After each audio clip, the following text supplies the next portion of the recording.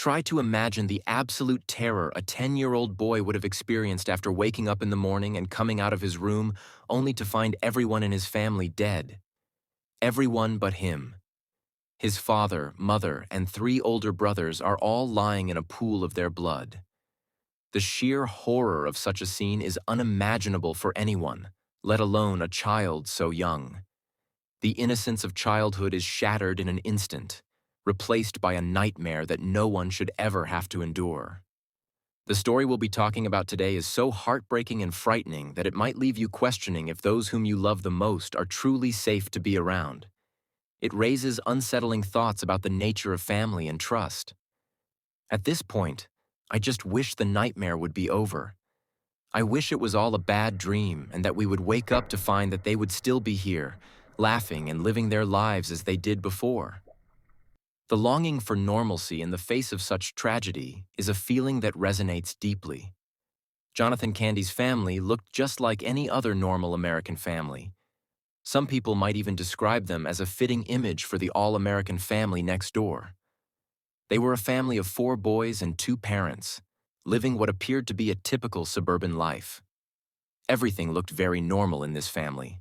They participated in community events, attended school functions, and shared meals together. No one would have ever expected anything strange was going on behind the closed doors of the Candy family's home. The facade of normalcy can often hide the darkest secrets. The darkest part of this story isn't even the fact that they were all murdered. It would have been most likely easier and less painful for everyone to understand if a dangerous and armed man, or someone who just really wanted to hurt the family, broke in during the middle of the night and murdered them in cold blood. But no, that was not the case.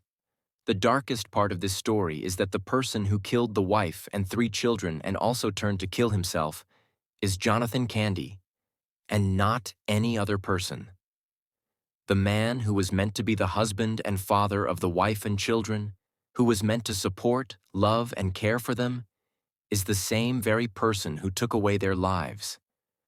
This betrayal of trust is what makes the tragedy even more profound.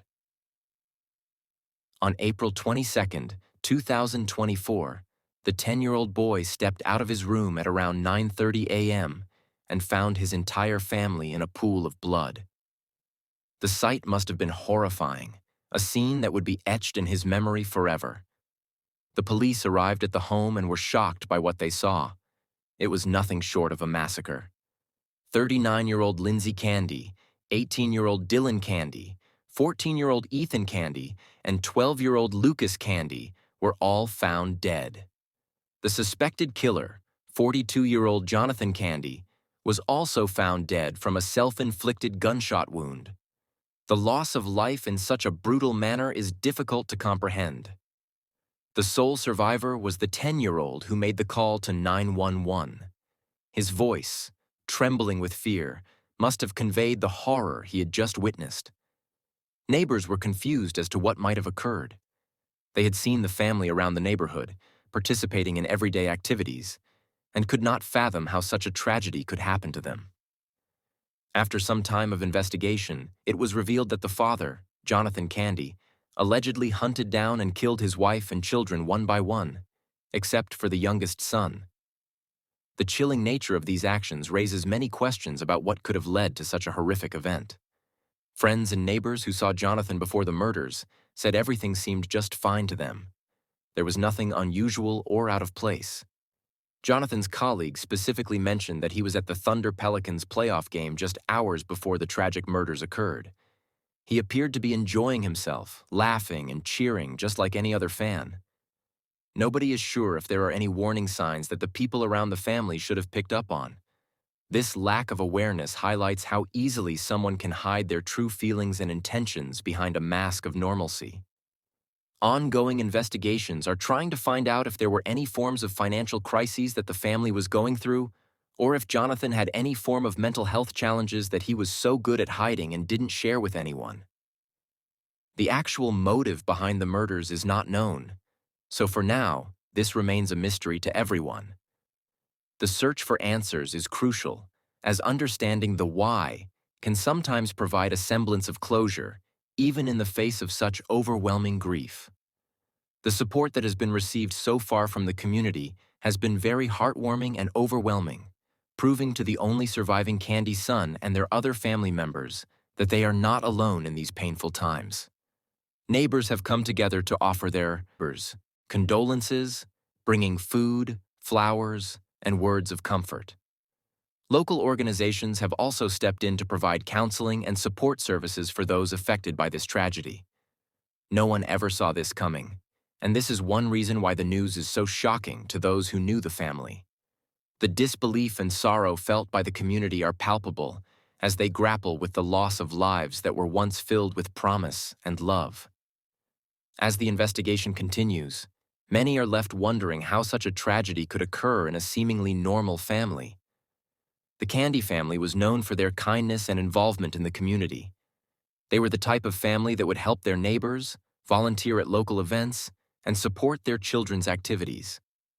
The stark contrast between their public persona and the horrific events that transpired behind closed doors is a chilling reminder that appearances can be deceiving. In the aftermath of the tragedy, discussions about mental health and the importance of seeking help have gained traction. Many people are beginning to realize that mental health issues can affect anyone, regardless of their outward appearance or social standing. The stigma surrounding mental health challenges often prevents individuals from seeking the help they need, leading to devastating consequences.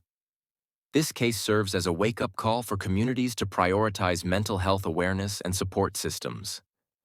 The story of the Candy family is not just a tale of tragedy, it is also a call to action. It urges us to look out for one another, to check in on our friends and family, and to create an environment where people feel safe to share their struggles. The importance of open communication cannot be overstated. By fostering a culture of understanding and support, we can help prevent future tragedies from occurring. As we reflect on the Candy family massacre, we must also remember the importance of compassion and empathy. The surviving son, now left to navigate a world without his family, will need all the support he can get. The community's response has been heartwarming, but it is essential to continue providing assistance as he processes his grief and begins to heal. The road ahead will be long and challenging, but with the right support, he can find a way to move forward. In conclusion, the Candy family massacre is a tragic reminder of the complexities of family dynamics and the hidden struggles that many face. It challenges us to confront uncomfortable truths about mental health, the importance of community support, and the need for open dialogue. As we continue to learn more about this heartbreaking case, let us honor the memories of those lost by committing to creating a more compassionate and understanding world. The legacy of the Candy family should not be one of despair, but rather a catalyst for change and awareness in our communities.